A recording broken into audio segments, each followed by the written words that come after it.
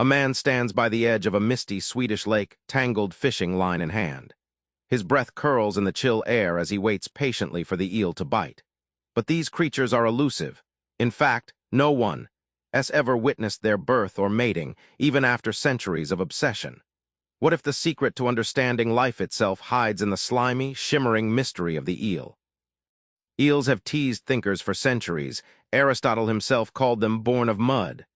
But this isn't just about fish, it's about the questions that haunt us. Why can't we crack the eel's origin story? Aristotle, way back in ancient Greece, inspected eels and proclaimed they had no visible reproductive organs.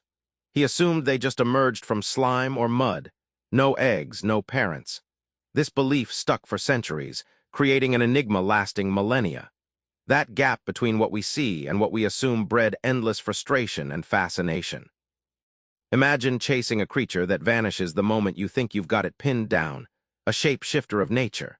Eels live decades in freshwater, then suddenly set off thousands of miles to breed far away in the Sargasso Sea in total darkness. Their life cycle reads like a spy thriller, full of hidden moves and vanished trail markers. The eel's mystery shows how humans wrestle with the unknown. Our thirst for answers drives science, philosophy, and even art. The eel isn't just a fish. It's a mirror reflecting how little control we have over nature's secrets and how beautifully relentless our curiosity can be. Fast forward to the early 1900s, Danish biologist Johannes Schmidt embarks on an epic hunt across the Atlantic. Why? To finally find where eels are born and rewrite the biology textbooks. Johannes Schmidt didn't just read about eels, he boarded ships, spending years trawling the Atlantic with thousands of nets. He caught tiny glass eels near the mysterious Sargasso Sea, a patch of ocean with floating seaweed and still waters. It was painstaking work, throwing nets into an immense ocean, chasing ghostly threads in the deep. Think of the Sargasso Sea as nature's secret nursery, invisible on most maps but crucial for eel life. Just like a hidden womb in the middle of the ocean where these elusive creatures hatch, it reminded Schmidt that sometimes life's most vital chapters unfold in places we rarely see, defying common sense. Schmidt's obsession paid off by proving the eel's birthplace alive and well in that seaweed-choked blue. His story reminds us that relentless curiosity, plus boots on deck, nets in the water, can crack even the slipperiest mysteries, turning impossible into done and dusted. Patrik Svensson doesn't stop at science. He wades through memory and meaning. What if the eel's journey reflects something deeper about us, our fears, and the stories we tell ourselves?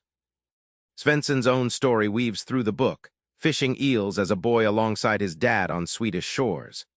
That quiet, slippery ritual became a link across generations, blending wonder, loss, and memory. It's a tangible connection to something wild and ancient, a way to grasp something larger than yourself. The eel's life cycle unfolds like a metaphor for human existence. Long seasons of waiting, sudden bursts of brave movement into the unknown, and a final homeward voyage we never witness. It reminds us how much of life is mystery, how few of us see the full picture of our own journeys. In wrestling with the mystery of eels, Svensson invites us to lean into uncertainty instead of fearing it. Sometimes, not knowing is where beauty lies. Accepting the unknown can free you to marvel, to keep searching, and to tell new stories that aren't yet finished. That man by the Swedish lake, fishing patiently with his dad, it all circles back. The eel's secret isn't just about biology, it's about how we face the unknown in our own lives. Next time you wrestle with an unanswered question or a mystery that won't quit, try this. Sit with it like fishing, quiet, patient, open. Sometimes that's where the real story begins. Subscribe for more book summaries like this one.